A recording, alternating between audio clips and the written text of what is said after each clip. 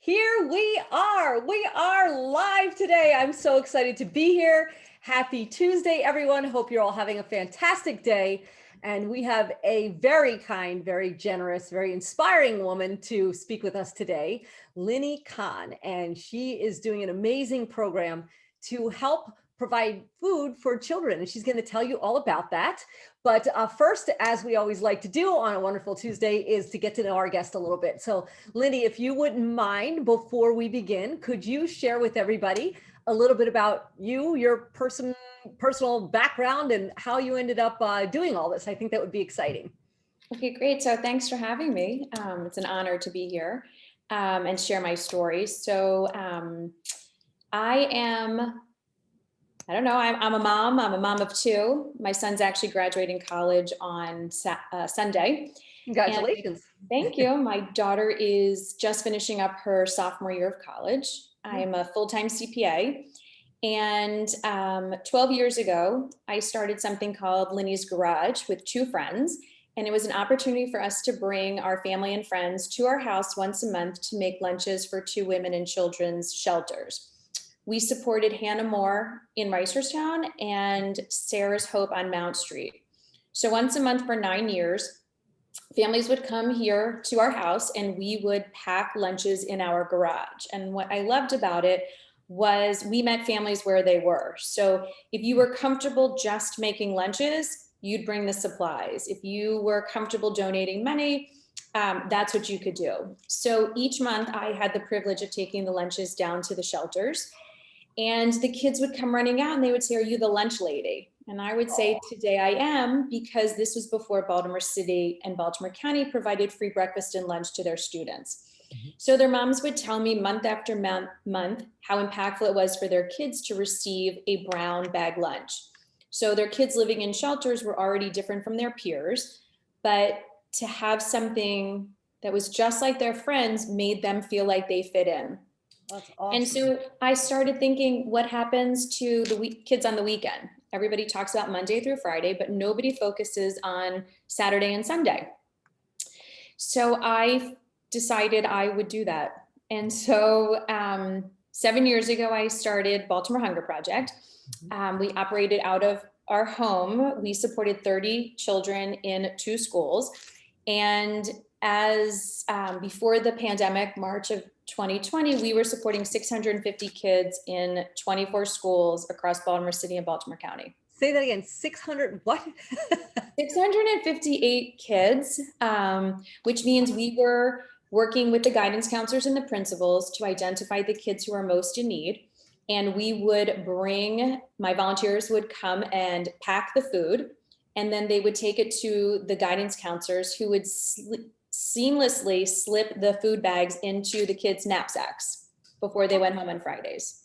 So that not only allowed them to get food, but to, I guess the best expression is to keep their dignity and their privacy. That's everything for kids too. They don't want to feel like they're sticking out, or there's something wrong with them, or they're not like the other kids. That's incredible. That's right. And so each of our schools, each of our schools handle it a little bit differently. And some will tell us that they offer all the children who receive the food bags to come into the faculty lounge on a Friday. And for that moment, it gives those kids a sense of community because they see that their friends also need a little bit of help, and it makes them feel maybe a little bit more comfortable with taking home a food bag. Oh, so they could take them home too. Right. So each food bag contains 4 cans of protein, box of cereal, box of juice, box of milk, 4 protein bars, fruit snacks, applesauce pouch. We put in plastic cutlery. We found that several of our kids do not have access to silverware, and we figured we didn't want to have any barriers with the food that we were providing. Sure. We sent home can openers so that all the kids would be able to open up the food. My favorite part is inside each bag, we have a note of encouragement that's created by people in the community. We've received them as far away as California. And so each week we send out the bags with these notes of encouragement that just share a really simple, sweet message to let the kids know that the person who put the bag together, that we care, That's incredible. That's so nice. Now, how did you adjust, or how did the pandemic impact your program? Because as we know, all the schools were shut down. What happened during that time frame, and are you transitioning out of that, or how does that all work right now? So the weekend the governor shut down the state was, I think maybe March 13th of 2020. Mhm. We pivoted that weekend from 650 children in the 24 schools to 9 distribution sites where we were supporting about 2,300 families every Friday. Wow. Yeah. Wow. So what that looks like is every Friday we've been doing it. This will be week 64. We show up at our schools, my team of volunteers. We distribute fresh boxes of produce, fresh eggs, fresh bread, our weekend food bags, laundry detergent, household cleaning products. We've done diapers, we've done books, we've done winter coats. We have done everything that we could possibly do to help surround the family with support. So you were not only feeding them, but you were kind of taking over all the things that they could possibly need during all of this. So we try. So our tagline is feeding bodies and minds. And what I find is it's not just the food, it's everything else. So studies show kids who don't eat over the weekend, it takes them till Wednesday till they can focus on their studies. Oh, And so it's so much more than just the eating, it's their mental health and it's how they feel. And something simple like a toothbrush or a clean pair of socks goes a long way. And those are the things that we try and anticipate and hope to provide our kids with on a regular basis. It's interesting because about, I think it was 2 months ago, we had a guest in here, Jill Franquilli, and she feeds the homeless downtown, but you really don't think about the kids and what they're going through as well. We kind of identify seeing the face of homelessness or the face of hunger is usually adult, but that's a lot of children that you're supporting. It's a lot of kids that are not being taken care of, not by no fault of their parents. Obviously, every mom and dad would want to take care of their kids, but that's remarkable what you do, and the emotional impact has to be enormous. It is. It's powerful, and you're right, because nobody thinks about the kids. And when we were pre-pandemic and everything was going along as it should, the kids that we support were the ones who were receiving the free breakfast and lunch. And now all of a sudden, when the school shut down, those options weren't available. Now, I will say that in Baltimore County, they did provide food on Mondays and Wednesdays at different grab and go sites for students to be able to come to. And the city did Monday through Friday at different locations. My goodness, yeah. But there's still the issue of transportation.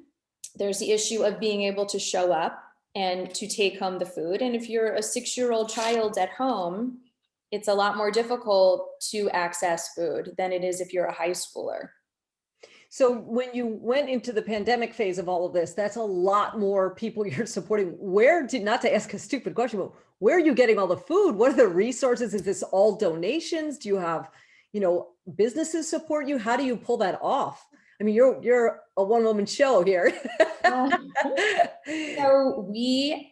it's been amazing. The community has stepped up every time I've asked for help. And even when I don't ask for help, we are supported by donations, and I then purchase all of our food. I would say the bulk of our food from the Maryland Food Bank. I also purchase a lot of our items from Amazon or Sam's Club. And we have benefited from a lot of people's generosity in their neighborhood food drives. And it's been amazing. I think nobody talked about weekend childhood hunger. Nobody even knew that this was in their neighborhood. So I live in Baltimore County, and 48% of the kids who go to Baltimore County public schools receive free breakfast and lunch every day. Wow. And most people think that it's specific to the city, but it's not. I go to Padonia International School every Friday and distribute food, and that's on Greenside Drive by the Target and the Cockeysville Library. And we see anywhere from 500 to 650 individuals every week coming for food. That's remarkable. Mm-hmm. And they're the ones that you see. There's, of course, that's right, a ton of people that don't know or can't get to you or don't have access to getting any help at all. That's right. So when you're doing all this, I know in one of our conversations, you also mentioned snack bags. So can you take a second and talk about what those are as well? Sure. So we know our kids, they need a lot more than even the food that we're providing. Yeah. And so we put together a little how to make a snack bag for the kids. And we try and give those in addition to our weekend food bags each week. And it's a simple formula. It's a bottle of water, 2 protein snacks, two fun snacks, and maybe a little bit of candy or some type of treat for the kids. Yeah. And been overwhelmingly received from the community because you can do this virtually and you can do it at home and kids can get involved in it, and then people bring it to us and then we distribute it on Fridays. So when basically remotely during COVID, it sounds like everything's being made and then everybody brings it to you and then you make it go wherever it needs to go So somehow. for the most part, yes. So we still had, we pack every Tuesday. Sometimes we pack on Thursdays. What was interesting is we would have 20 people come to a packing session to put together 500 to 600 food bags. It would take about 2 hours. During COVID, we had to restrict the number of people in our warehouse, Sure. and we had 10 people doing the work of 20 in the same time period. Amazing. So it was incredible. So we had different teams of people who worked. We had Team Monday, Team Tuesday during the week. And in the height of the pandemic, we also were distributing food twice a week. We were doing Wednesdays and Fridays. That's remarkable. So now a lot of the schools are opening back up, and I would think Thankfully. hopefully if nothing goes wrong, most of the schools will be completely open back up when the fall comes around. So Right. will you transition back? Is there anything you're going to change out of this experience? I'm just kind of curious. So we are. Our mission is to eliminate weekend childhood hunger. And so that's how we set out, and that's where we are going to go back to. We've been fortunate enough to be able to support the community for the last, 15 months or so. But my true passion is the kids. And our goal is to still be at the same numbers, maybe 1,500 to 2,000 children every week, that we will be partnering with schools in the city and the county, and our volunteers will be bringing the weekend food bags to the schools. So when you're doing all that, you sound like you have a mission, like where you want to go in the next 5 years or how you want to grow this. Is that really something on your mind? Is wiping out the weekend stuff? What is it that you would love to see happen as your business, or I should say your nonprofit, continues to grow? Mhm. So I have a couple of things that I would like to do. I'm a big ideas person, and one of the things I would like to do is to take our model, take our plan, put it on paper, get it together and share it with other communities so Mm. that other people can take our model and do the same thing in their community. I want to be able to help educate people so that they and I can understand what the root causes are of poverty. We are going to have our first annual speaker series this year, where Wow. we're going to really break it down and try and understand why we are in the situation that we are in and what we can do to make changes. I'd love to be part of policy decisions, have our organization be the forefront and the leader in really eliminating this problem. I guess our biggest goal would be to put ourselves out of business. Yeah. I don't know That that would that's be going great. to happen, but I could be optimistic enough to think that we could at least make some type of inroads. So let's talk about that, because if your goal would be to basically duplicate yourself, to have a model and have other places do that, at this point in time, there's a lot of people in this group who, obviously you and I are both in Maryland, but there are lots of people who are not. There are people around the United States, there's people in Europe, we've got some people from Australia and Japan. So, the same problem exists around the world. Mhm. If Yeah. somebody is watching this and they maybe don't have a ton of resources or contacts and they can't really start off with your model, what is something that someone could do? Let's say they're moved by what you're sharing, because who wouldn't be? I mean, who would want to think about a child not eating and how long it takes them to recover from that? So let's say that you're just a normal person and you're going, wow, I wish there's something I could do out here where I live in Texas or wherever it is. What would you say to them that they could do to kind of get involved and make even a small difference? I would tell them to go to their local schools and Okay. to ask the guidance counselors, what do they need? I think it's very easy. I could tell you what I think, but I'm a big proponent of asking, what does the community need? Instead of assuming that I know, but I do know that going to the guidance counselors and going to the schools would be very helpful. I think our snack bag model is a great way for people to put them together, make them, have them in their car, even when, I mean, oftentimes we're driving and we see not just children, but people on the side of the road who could use some assistance. I know Yeah. some people call them blessing bags, and I think that's really what they are. Mm. And I think that would be a great place to start. Wonderful. And if somebody is here in Maryland with you and they go, oh, I want to do something. You mentioned a couple different options. So now that the restrictions of COVID are lifting, thank goodness, Yeah. what are the things that would help you to make a difference for kids right here? Sure. So every week I need 1,500 notes of encouragement. And so that's always appreciated. That's awesome. I do Now, not. hold on one sec. So I'm going to see if we can rally some people here. When you say, do they need to get like a formal card? Or are you just a piece of paper? What do you look for when you do that?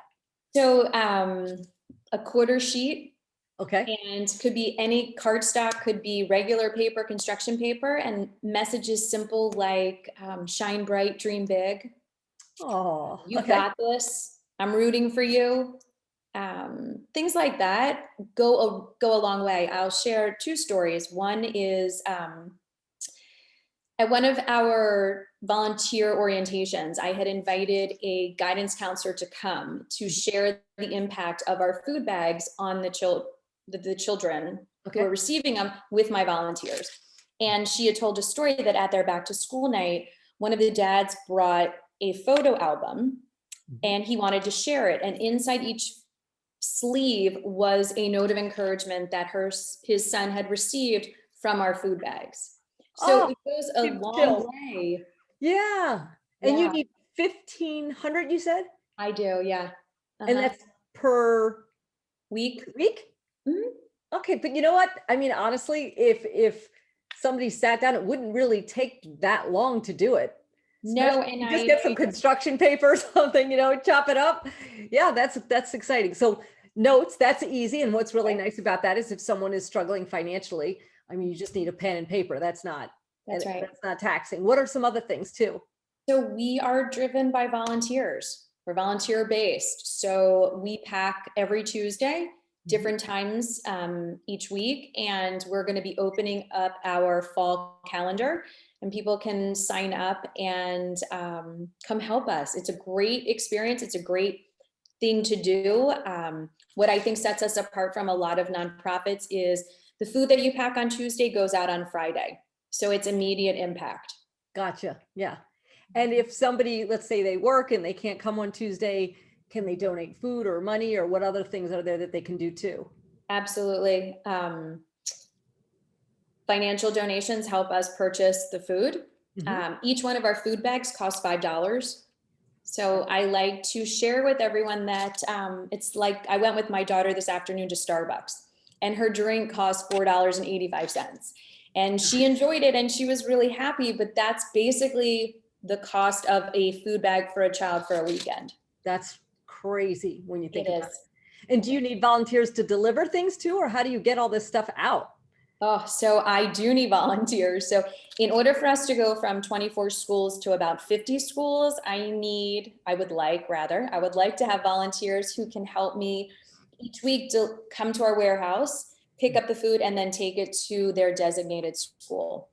That's phenomenal. Okay, so we can do notes and food and volunteer time and pack things and drop things off. And the last thing I should ask you too is, do you take donations? Like, can people bring you cases of water or cases of protein bars from, BJ's or wholesale? Like, does it matter? Is there anything they should avoid? Probably nuts, I'm guessing, but. So I do have a food list of our 8 most requested items that I could share. I have a bunch of information that I could share. We have a formula for the snack bags. We have one for the notes of encouragement, all sorts of things that I can share. I think the biggest piece really is the awareness, right? So everybody who's listening to us today now knows that this is a problem and knows that there is something being done in our community in order to help. And I think if we are all ambassadors and we share and we talk about it, then it becomes not a stigma, and it just becomes something that we're okay to talk about and something that we're okay to do something about. So And the thing about obviously, hunger is it's invisible. So we don't know who's eating and who isn't. And we could be working with coworkers who are struggling and we just don't know. So they say food insecurity, the definition is lacking a reliable access to food. But that doesn't mean that you're always food insecure. You could have your car break down or have your hot water heater go up at home, and you need to then use the money to repair that instead of being able to buy your groceries. So it's a very fine line, I think. well, plus if you're able to do it in a way that doesn't, embarrass or almost expose the kids, it's so Right. much nicer. I mean, peer pressure is brutal enough. Nobody Yes. needs this. But I think also as a parent, I'm a mom too, and I can't imagine, looking at my son and not being able to take care of him. I mean, that's so heartbreaking. It's awful for the child in a million different ways. It's also got to break the heart and spirit of a parent to not be able to meet basic needs. So I think your impact is impacting the children, but probably emotionally salvaging the parents in a lot of ways too, which is a beautiful thing to be able to do. So thank you. So one of the things that I love is when we hand out food each week. Before the pandemic, the kids were anonymous to us and we didn't have any interaction. Okay. But for the last year, we are meeting the families that we're helping. And they are so gracious and they are so loving. And the kids, the walkers, they're hugging and kissing us, and everybody is so grateful. There was one mom who shared with me that it was her daughter's birthday the week before, and how grateful she was that she was able to make French toast for her birthday breakfast. And she had people over for dinner and she made salsa because the food items in the produce boxes, she was able to put together, a really nice celebration for her daughter. Oh. So also one more thing too, because I noticed, over the time that we've been doing this, I try to not only, promote women that are breaking barriers and doing great things, but women like you that are serving the community, that are making a difference. And some people are afraid to volunteer if they can't consistently volunteer. They feel like if I say something, then I'm on the hook like every single week. So does it work in your model if someone's like, I just happen to be off on Friday, or I just happen to be off on Tuesday? You'll take random help whenever. Absolutely. We have, you could be regular, you could be a weekly, you could be a daily, you could be once a month, you could be whatever you want. There's a space for everybody. So, and then I'm going to ask a funny question because I'm already thinking about how I want to have my son learn a little bit more about this while I'm talking to you. Can the notes come from other kids? So yes. And if we happen to have teenagers with hideous handwriting. That's okay. That's okay too. I think that that's what makes it so powerful, right? When kids are helping other kids and when they understand what it is that they're doing and why they are doing it, goes a long way. I think it's so important, if we are lucky enough and blessed enough to be able to take care of our children, that our children understand that not everybody lives that way. So we're always looking for creative ways. And I've already got an idea in my head. I'm going to try and sit down with my son. We're going to write a whole bunch of notes. I would love to have them. I would really love to do that with him. So, I'm just thinking, okay, so there are other people watching this. That's a simple thing that someone can do. Yes. And they don't have to be scheduled. It doesn't matter when they work. They could do it at any point in time. So that would be a fun thing in addition to any donation. So you are in the group, which is awesome. People can connect with you. I assume you're good with that. Yeah. And when we finish this, would you be so kind to maybe post underneath of this conversation, just, links to your website, or is the food list and all that all on your website? Is that the main resource to find out everything, or do you have separate documents too? I have separate documents. We're working on that. No problem. I'm going to help you get them all up there. That's all good. That's on my list over the summer. So what we'll do is we'll post a site to your link. And if somebody does want to, volunteer or drop off notes or do anything, is that accessible, or should they reach out to you directly? Either one is great. It's all good. Okay. Yes. Well, thank you for what you're doing. It's amazing. You have a huge heart. And I know that you are finishing tax season on here. God bless you. If it isn't enough that you're finishing tax season, pulling your hair out and feeding everybody, you took some time to come into our group today. And I really appreciate that. And Well, I thank hope you. that you not only get support out of the group, but I hope that there are other people in this group that maybe live in another area. And just, you can figure out something that you can do to reach out to a school like Lynne suggested. And you don't have to be as big as her. You got to start somewhere. You start, what did you start with? How many? 30. 30. Okay. Starting with 30 is incredible. And what you're doing is awesome. So thank you for your time. And if you wouldn't mind posting the site, and then actually, if you'll send me the documents, I'll get the documents posted for you too. So we can Great, get thank them. you. Yeah. Thank you. I really appreciate the opportunity to talk about it. I'm really grateful that you're doing it. And I'm looking forward to getting involved. And my son and I are going to make you some awesome notes. So Thank really great. you. Thank Okay, you. well, thank you for being here. And everyone, thank you so much. Hope you got as much out of this and you're inspired by Lynne as I am. And we will be back here next Tuesday live at 5 p.m. Eastern. So take care, everybody. And thank you again, Lynne. Thank Take you. care. Bye-bye.